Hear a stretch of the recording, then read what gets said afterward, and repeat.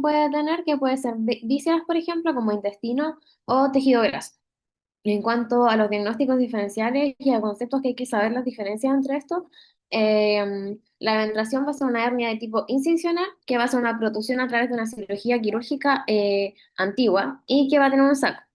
Y en cambio, la evisceración va a ser la salida de vísceras a través de la dehiscencia de alguna herida laparotómica que hace que se abran las capas y esto sea en el postoperatorio agudo y no va a poseer un saco y va a ser una urgencia que requiere un manejo inmediato.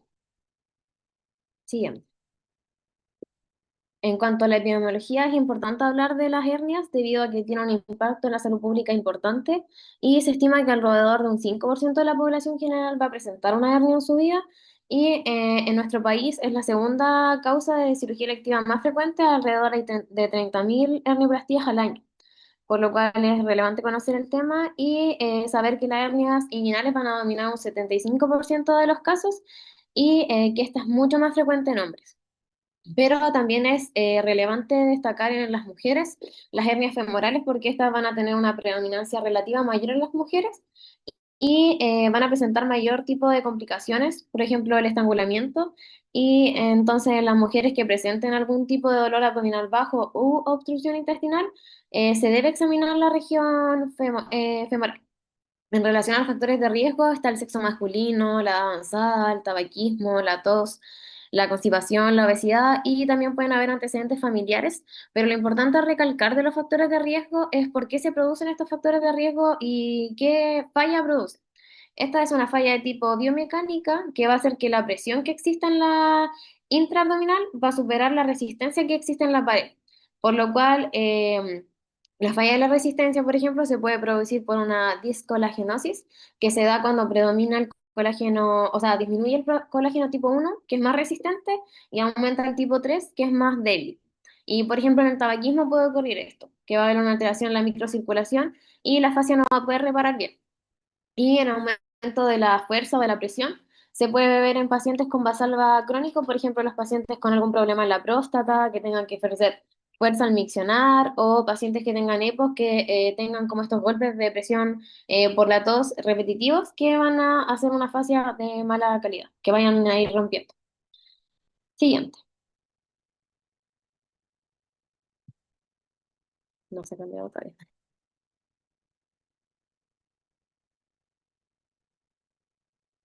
En cuanto a la clasificación, si bien vamos a hablar más adelante de los diferentes tipos anatómicos que existen de las hernias, se va a hacer una clasificación clínica en la cual dicta la urgencia que va a tener la cirugía y en este caso se pueden clasificar como las hernias reductibles, que es importante conocer este concepto, que son aquellas que van a volver manualmente o espontáneamente a la cavidad y el manejo de estas va a ser electivo.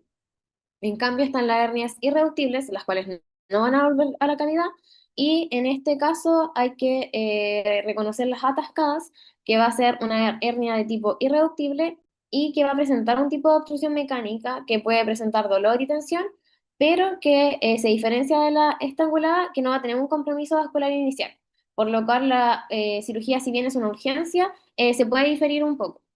En cambio, en la hernia estrangulada, esto va a comprimir el pedículo vascular, por lo cual puede existir isquemia y necrosis, y se debe sospechar en pacientes que ya tengan un dolor intenso, taquicardia, eritema en la piel, y esta sí es una emergencia quirúrgica, una emergencia.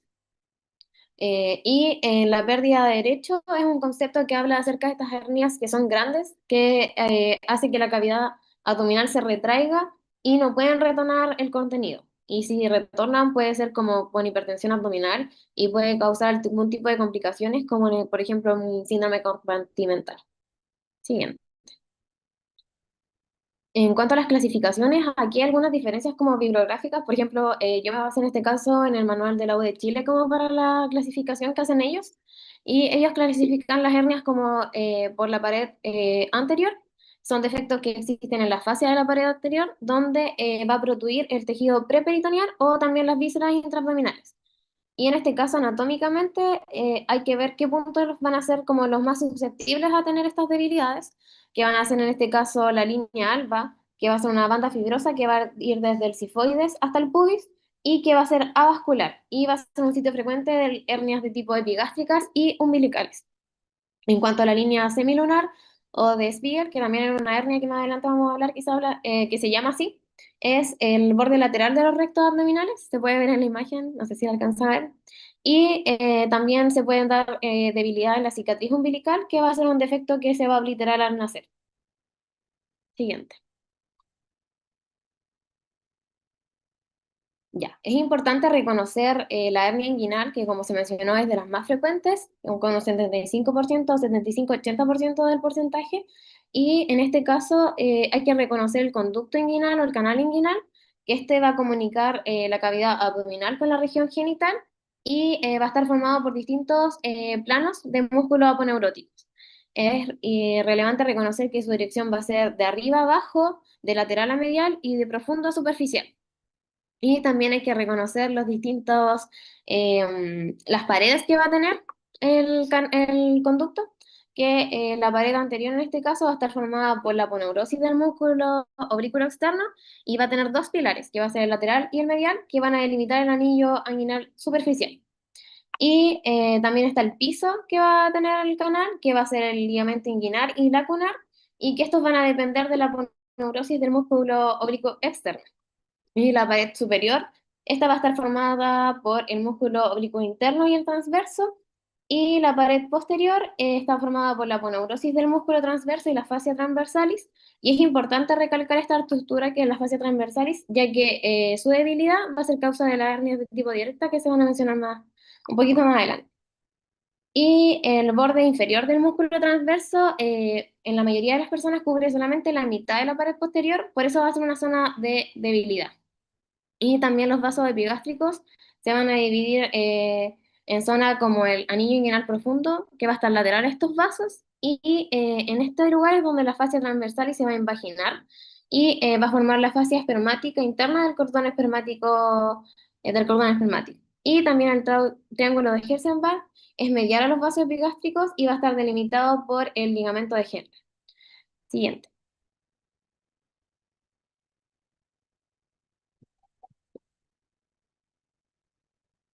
En cuanto a la clasificación de las hernias inguinales, es importante diferenciar entre el tipo de hernia directa e indirecta y se va a utilizar los puntos como referencia a los vasos epigástricos inferiores. Si la hernia va a salir lateral a estos vasos, va a ser a través del anillo inguinal profundo, va a recorrer el conducto y puede llegar hasta el escroto. Y esto se da en las hernias de tipo congénitas, cuando hay una falta del cierre del proceso vaginal, y esto es más frecuente, obviamente, en niños porque existe esta falla en el cierre del conducto, del peritoneo. En cambio, la hernia inguinal directa sale a mediar a los vasos profundos y va a producir directamente por la pared posterior y va a ser en el triángulo de Hesselbach. Y es una hernia de tipo adquirida que se puede dar por la debilidad que se va generando con los años, por lo cual es más común en los pacientes adultos, adultos mayores. Siguiente. Existe esta clasificación de las hernias inguinales que se clasifican en cuatro grupos y las características de cada una están mencionadas acá en el cuadro. Y por ejemplo, la hernia tipo 3 C va a ser la hernia femoral. Y ahí se ve como si el anillo está dilatado o no. La tipo 3 tiene una falla en la pared posterior y la 4 son todas las que sean de tipo recurrente. Siguiente. En cuanto al diagnóstico de la hernia inguinal, es principalmente clínico, ya que se hace una buena anamnesis y examen físico, y en la anamnesis se deben como detallar si es que el paciente refiere a algún aumento como de volumen o un bulto en la región inguinal, y si este aparece, por ejemplo, cuando tose, cuando hace deporte, cuando hace esfuerzo, y si desaparece cuando está en reposo. Y quizá el paciente igual puede tener algún tipo de pesadez al pasar mucho tiempo de pie, también son consultas que se puede consultar eso. Y en cuanto a los factores de riesgo, como se mencionó anteriormente, son aquellos que pueden aumentar la presión, o por ejemplo igual la obesidad. En cuanto al examen físico, este se puede hacer en bipedestación y decúbito dorsal, y se debe hacer como en todo el examen físico, una inspección, una palpación, y en la inspección es importante observar si es que se ve el bulto o la simetría, y también se puede pedir al paciente que haga una maniobra de valsalva, para ver si es que va a como abultarse y se ve, va a protruir este bulto. Y una maniobra que se mencionaba en el manual de la U de Chile es la palpación del conducto inguinal, que se ve la invaginación del escroto y se tiene que introducir el dedo índice invaginando la piel del escroto a través del anillo inguinal externo y este se va a ubicar como referencia 1,5 centímetros por encima y lateral a la espina del pubis y hay que evaluar este anillo. Hay que ver, va a ser normal si es que solamente entra el pulpejo del dedo y si entra más profundo el dedo o está dilatado, eso no es normal. Y también se le puede pedir en este examen que el paciente tosa para ver si es que el bulto va a golpear la punta de nuestro dedo, también se va a confirmar el diagnóstico de una hernia. Y si bien las imágenes no son rutinarias, se puede utilizar en caso de algunas dudas diagnósticas, por ejemplo, en pacientes obesos es más difícil hacer una palpación o en el caso de pacientes que se haga el examen físico y se tenga como mucha sospecha de una hernia inguinal, pero no sea evidente, se puede hacer una eco, pero este examen, si bien es operador dependiente, y lo bueno sí es que este examen permite como un estudio dinámico para ver si la hernia entra y sale con el valsalva. Y en el caso del TAC, se puede utilizar en las hernias complicadas, en que hay sospechas de algún tipo de estrangulamiento, por ejemplo, o en hernias que sean más complejas como la de Spiegel, que se va a hablar después. Siguiente. El manejo quirúrgico de las hernias inguinales, la técnica de Liechtenstein es la técnica que es el gold estándar, la que más se utiliza, y esta técnica se basa en reforzar la pared posterior, que era la que se mencionó anteriormente, que va a estar debilitada, y lo que se hace es una reparación que no haya tensión y que se utiliza una malla para que se refuerce la pared abdominal y para que los tejidos no queden como estirados. Y eso principalmente como a conocer de la, que es la técnica, el gol estándar que se utiliza. En cuanto a la hernia femoral, que como mencioné anteriormente es más común en mujeres, esta va a ser una protrusión que va de un saco peritoneal a través del anillo femoral y hacia el conducto femoral. Es importante reconocer ciertas estructuras anatómicas que son importantes, como los límites del anillo femoral, que hacia anterior va a estar el ligamento inguinal, hacia posterior el ligamento de Cooper y hacia medial va a estar el ligamento lacunar y lateral va a estar la vena femoral. Si bien estas hernias son poco comunes, hay que sospecharlas en las mujeres y el diagnóstico a veces puede ser difícil porque hay pacientes que son obesas y va a ser más difícil percatarse de este aumento de volumen en la que va a ser una masa pequeña y dura en la raíz del muslo y muchas mujeres pueden ser asintomáticas hasta que se van a atascar, entonces es importante como la sospecha de este tipo de hernia. Y en este caso igual hay que recalcar que no existe manejo expectante en este tipo de hernia, se opera siempre cuando se diagnostica porque tiene mucho riesgo de estrangulación y la técnica que más se utiliza es la técnica laparoscópica, que puede ser TAP, significa peritoneal por vía transabdominal, y TEP, vía preperitoneal con abordaje completamente extraperitoneal. Y esta técnica del gol estándar actual, que permite ver el anillo, o sea, el orificio desde dentro, y se tiene que colocar una malla en el espacio preperitoneal que va a cubrir este defecto. Siguiente. En cuanto a, seguimos con la hernia de la pared anterior, está la hernia umbilical, que como dice su nombre, va a ser una protrusión que va a salir a través del anillo umbilical y que en adultos siempre va a ser un defecto adquirido. Y este defecto igual se puede dar en pacientes que tengan un aumento de la presión intraabdominal, como pueden ser los pacientes obesas o las mujeres una embarazada. Y aproximadamente es como un 10% de la patología herniana. En cuanto a la hernia epigástrica, es importante tener en consideración, como se mencionó, la línea alfa, que es un punto débil, y que generalmente estos son defectos pequeños pero con mucho dolor. Y lo que pasa es que se estrangula la grasa preperitoneal y puede causar una isquemia de la grasa, aunque no haya una víscera involucrada. Siguiente. En cuanto a la hernia de Spiegel, esta va a ser una hernia lateral y poco frecuente que va a estar entre la intersección de la línea semilunar con la línea arqueada y en este caso es una hernia interparietal, por lo cual el gol estándar es realizar un TAC porque lo que pasa es que el saco herniario atraviesa el músculo transverso y el oblicuo pero va a quedar cubierto por la aponeurosis del oblicuo externo, que va a estar intacto. Por lo cual se puede hacer el examen físico y la hernia va a estar oculta. Y el paciente va a tener mucho dolor y va a tener mucho riesgo de estrangulación, por lo cual en este caso es relevante hacer un TAC. Y la hernia incisional es el fracaso del cierre de la pared y en este caso hay que sospecharlo en una cicatriz quirúrgica previa y pacientes que hayan tenido una infección, por ejemplo, de una herida operatoria tienen más riesgo o en pacientes obesos, diabéticos, con uso de corticoides, con tabaquismo que igual mencionamos como factores de riesgo. Y también el tipo de incisión es relevante reconocer el tipo de incisión que se hizo porque según el tipo de incisión hay más o menos riesgo de producirse una hernia incisional. En cuanto a la laparotomía o la incisión mediana, esta tiene más riesgo porque la línea alba va a tener un tejido aponeurótico avascular, por lo cual la cicatrización y la remodelación va a ser más lenta y con una menor calidad. Y aparte, como lo que va a pasar es que los oblicuos van a ejercer como una atracción lateral constante, lo cual van a hacer como que haya más tendencia como a que se tire a abrir la incisión. En cambio, si es transversa, se tienden a aproximar los bordes. Siguiente.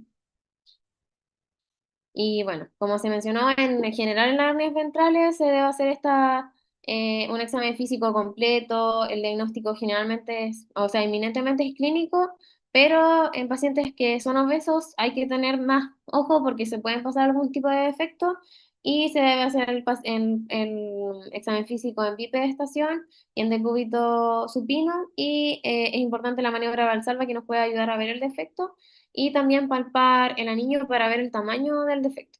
Y la ecografía y el TAC en cierto tipo de casos nos pueden ayudar a reconocer cuando es más difícil en algunos pacientes que hay dudas diagnósticas, son obesos, entre otras cosas. Siguiente. Bueno, el tratamiento quirúrgico en general de las hernias ventrales es el uso fundamental es el de la malla.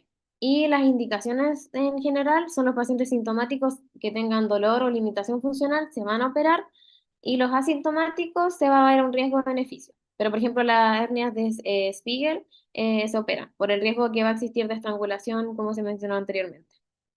En cuanto a las técnicas, estas van a depender del tamaño de la hernia y, por ejemplo, en las hernias que ya son medianas o grandes, se va a utilizar esta malla y el gol estándar va a ser la técnica de Rivers, que esta va a colocarse una malla en el espacio retromuscular, que va a ser detrás de los rectos y delante del peritoneo, y esta va a ser la técnica que es más fisiológica y con menor tasa de recidivo. Siguiente. En relación a otro tipo ya de clasificación de hernias y hernias que tienen como nombres propios y que están, por ejemplo, las hernias se pueden clasificar por el contenido que tienen y estas hernias son por la víscera que está dentro del saco herniario. Y está la hernia de Litre, que va a ser una hernia que va a ser una protrusión de un saco coronario que contiene un divertículo de Meckel, que este va a ser el divertículo de Meckel es el remanente embriológico del conducto onfalomesentérico y ya que es el divertículo el que queda, puede haber una diverticulitis, una hemorragia o un estrangulamiento y puede darse principalmente en hernias inguinales, femorales o umbilicales. La hernia de Ayman, no sé bien cómo se dice eso, pero es la hernia que está caracterizada porque es una hernia en la cual hay la presencia del apéndice secal, que va a estar dentro de la hernia inguinal. Y también está la hernia de Garngut, que es la presencia del apéndice secal, pero este caso va a estar dentro del saco de la hernia femoral, y la hernia femoral, por si acaso, también se dice hernia crural. En cuanto al mecanismo, hay que destacar la hernia de Richard, que va a ser una herniación o un estrangulamiento que va a ser, solamente se va a estrangular el borde antimesentérico del asa intestinal, por lo cual va a ser, y esto va a ser a través de un defecto que va a ser pequeño y rígido. Y solamente atrapa una porción, pero puede producir un compromiso vascular focalizado con isquemia y necrosis, y hay que sospecharlo porque van a haber pacientes que igualmente van a mantener el tránsito intestinal y no van a tener un hilio mecánico obstructivo, y generalmente esto retrasa el diagnóstico porque no se sospecha y es más frecuente en las hernias femorales. Siguiente. En relación a la anatomía, también están las hernias de pared posterior o las lumbares, que en este caso va a ser la protrusión de contenido intraperitoneal o extraperitoneal a través de defectos en la fascia de la pared abdominal, o sea, sí, la pared posterior del abdomen. Y sale que se va a terminar la reunión en 10 minutos. Las hernias en este caso se pueden dividir en las dos principales, que son la de Greenfeld, que esta va a ser en el triángulo lumbar superior, va a ser la más frecuente, y ahí están como una imagen acerca de los dos tipos de hernia, que son la de Petit, que es del triángulo lumbar inferior, y de las como relaciones anatómicas que hay que tener en cuenta en cada una de ellas. Bien. También están las hernias hiatales, que van a ser una protrusión también, que va a ser hacia el mediastino a través del hiato exofágico del diafragma. Y en este caso, la frecuencia se estima que alrededor de un 10 a un 50% de la población adulta va a presentar, occidental va a presentar una hernia hiatal. Y las más comunes son la hernia tipo 1, que es por desplazamiento, y solo un 5% van a ser paraesofágicas, y estas van a presentar mayor riesgo vital. Y los factores de riesgo en este caso también van a ser la edad avanzada, la obesidad y el embarazo, porque van a aumentar la presión intraabdominal de manera crónica. Siguiente. En relación a la clasificación de este tipo de hernias, se clasifican en cuatro tipos, y es importante saber la clasificación porque según la clasificación va a ser el manejo de este tipo de hernias. Y, por ejemplo, la tipo 1, que es por desplazamiento, lo que pasa es que la unión gastroesofágica se desliza hacia arriba y va a entrar en el tórax, pero el estómago va a mantener su eje longitudinal alineado. Y la clínica que destaca en este caso van a ser los síntomas de un reflujo gastroesofágico. En cambio, el tipo 2, lo que pasa es que la unión gastroesofágica se va a mantener fija en su posición intraperitoneal, pero lo que pasa es que el fondo gástrico va a rodar paralelo al esófago hacia el tórax. Y esta tiene más riesgo de encarcelación. Y la mixta va a ser la mezcla de como las dos anteriores, la fisiopatología de ambas. Y por último, la tipo 4 es cuando hay otros órganos, además del estómago, dentro del saco arenero. Por ejemplo, puede ser colon, vaso, páncreas, entre otros. Siguiente. Bueno, en cuanto a la clínica y el diagnóstico, como mencioné, era importante saber cómo reconocer cuáles son los tipos, porque, por ejemplo, la tipo 1 como tiene más síntomas de reflujo, los síntomas van a ser pirosis, regurgitación, dolor retroesternal, y raramente van a tener algún tipo de complicación como que se atasquen. Pero en cambio, la tipo 2, 3 y 4, el paciente puede presentar disfagia, plenitud postprandial, dolor opresivo, algún grado de disnea. Y es importante reconocerla también porque las hernias paraesofágicos pueden producir algún tipo de vólvulo gástrico.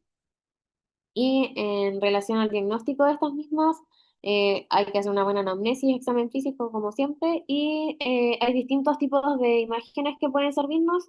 En este caso, por ejemplo, la radiografía esófago, estómago, duodeno, permite ver la anatomía de buena manera, el tamaño de la hernia y dónde está la unión gastroesofágica, que nos va a permitir clasificarla, y también si hay algún tipo de complicación como un vólvulo. En la endoscopía se puede evaluar la mucosa para ver si hay algún grado de esofagitis, algún tipo de cáncer. La manometría, en este caso, va a descartar algún otro tipo de trastorno motor, como por ejemplo la calasia. Y este tipo de trastorno es importante descartarlo porque pueden contraindicar el manejo que se hace para las hernias hiatales. En relación al TAC, se hace como generalmente en urgencias cuando se sospecha como hernias tipo 4 o algún tipo de complicación. Siguiente. En cuanto al manejo, la tipo 1, el manejo principal, la primera línea, el manejo de tipo médico, que va a ser los IVP y también las medidas como que se le dicen a los pacientes que tienen reflujo, que bajen de peso, que no coman antes de dormir, las medidas como en relación al estilo de vida. Y en cuanto a las hernias paraesofágicas, si son sintomáticas, está recomendada la cirugía. Y las asintomáticas, ahora la Sociedad como de Gastroenterología y Endoscopía recomienda a algunos pacientes como el manejo expectante, como en el caso de pacientes que son asintomáticos de alto riesgo, y operar en caso como de que aparecen síntomas o que haya el riesgo de estrangulamiento en verdad es de un 1 o 2%. Y la técnica quirúrgica, siguiente. En este caso, hay que hacer la reparación, que es la ionotorrafia laparoscópica con la fundiplicatura de Nissen, que es la más recomendada por la Sociedad de Gastroenterología, que es sirve para anclar el estómago y evitar es una, como una tipo de cirugía que impide el reflujo, una técnica anti-reflujo. Siguiente. Y ya finalizando la presentación, las hernias congénitas, en el caso de las hernias inguinales, como se mencionó, pueden ser por un defecto de una persistencia del conducto peritoneo vaginal y la hernia diafragmática es importante reconocerla y hay dos tipos que son la de Bogdalek y la Morgani, que una es posterolateral y otra es anterior. Y si bien la de Bogdalek es generalmente izquierda porque en este caso, como la compresión mecánica intrauterina del intestino sobre el pulmón, va a generar que estos pacientes tengan la clínica de una hipoplasia pulmonar e hipertensión pulmonar severa. Y no se hace manejo quirúrgico así inmediatamente, sino que se maneja en UCI, con ventilación, se pueden conectar a ECMO también, pero se tienen que estabilizar los pacientes y luego se tiene que cerrar este defecto que existe. Y en la hernia de Morgani o anterior, esta es retroesternal y va a presentar síntomas más tardíos que pueden ser algunos síntomas respiratorios leves y tiene mejor pronóstico. También pueden haber defectos de la pared, que en este caso está la gastrosquisis y el onfarocele, que en este caso se diferencia en que la gastrosquisis, lo que pasa es que los intestinos salen sin el saco y van a flotar en el líquido amniótico. En cambio, el onfarocele va a estar, los intestinos van a estar cubiertos con membrana, un saco, y se van a asociar generalmente a malformaciones de tipo genético. En la imagen que se ve es la gastrosquisis. Siguiente. Y por último está la hernia diafragmática traumática, que va a ser una pérdida de continuidad del músculo del diafragma, y esto se puede deber a un impacto violento, y hay que diferenciar según el tipo de trauma que se produce, que por ejemplo si es que un trauma contuso, que es un golpe, por ejemplo, una colisión frontal, va a aumentar la presión y puede hacer que el diafragma estalle, por decirlo así. En cambio, un trauma penetrante, que puede ser, por ejemplo, por un cuchillo, el defecto aquí puede ser más pequeño y hay que tener ojo sí porque puede pasar desapercibido en un inicio y después se puede estrangular y herniar.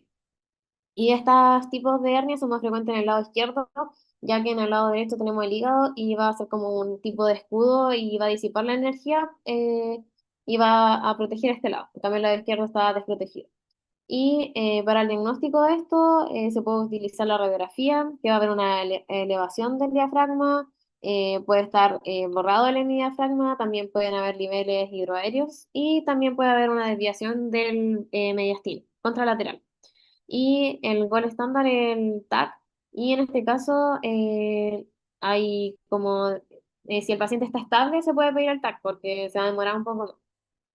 Y la decisión quirúrgica depende del tiempo de evolución que tenga el paciente. Si es una fase aguda, entre 7 a 10 días, se hace por vía laparotomía. Y si es por una fase ya crónica, que son más de 10 días, un diagnóstico tardío, las adherencias ya van a estar firmes con el pulmón y la pleura.